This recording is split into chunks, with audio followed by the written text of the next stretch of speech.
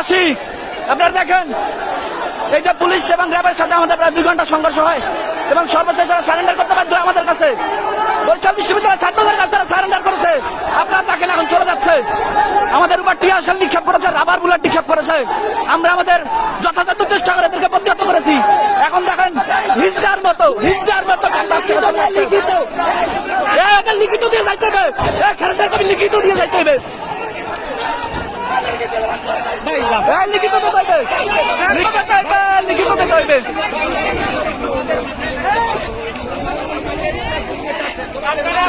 আপনারা দেখেন সাধারণ শিক্ষার্থী এমন ভাবে প্রতিরোধ করেছে, অভিযানদের শক্তি আপনারা দেখে রাখেন। এরা আমাদের কাছে সারেন্ডার করেছে, মাপ চেয়েছে।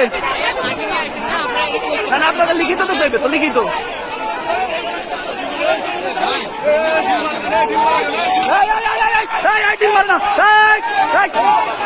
দিল মারবে না, দিল না, দিল না। আপনাদের ফ্যামিলিতে কোটা নাই, অনেকের ফ্যামিলিতে কোটা নাই, অনেকের ফ্যামিলিতে কোটা নাই। হ্যাঁ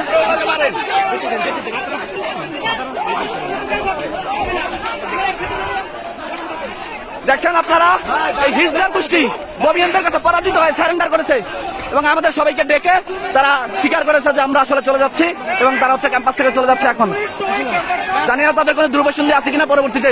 আপনারা দেখেন এই যে সবাই এবং এলাকাবাসী, বিশেষ করে বরিশাল বিশ্ববিদ্যালয়ের অন্তর্গত এলাকাবাসী, বরিশাল বিশ্ববিদ্যালয় এলাকাবাসী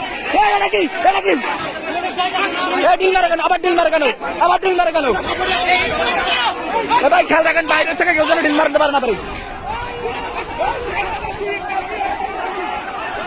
আপনারা দেখেন তারা চলে যাচ্ছে। এখন আমরাও মোটামুটি শান্ত। এখন এলাকাবাসী আমাদেরকে যথেষ্ট সহায়তা করেছে। এই বরিশাল দপদপিয়া ইউনিয়নের এলাকাবাসী, বরিশাল বিশ্ববিদ্যালয়ের আশেপাশের এলাকাবাসী, তারা আমাদের সর্বোত্তক সহযোগিতা করেছে। তাদের কাছে আমরা আসলেই কৃতজ্ঞ। এবং এই যে র্যাব, পুলিশ, তারা আমাদের কাছে সারেন্ডার করতে বাধ্য হয়েছে। তারা কিন্তু এখন ক্যাম্পাস ছেড়ে চলে যাচ্ছে। তারা প্রায় দীর্ঘ 2 ঘন্টা টিয়ার শেল এবং রাবার বুলেট নিক্ষেপ করেছে। আমরা সবগুলোই তাদেরকে প্রতিহত করেছি। এখন তারা চলে যাচ্ছে।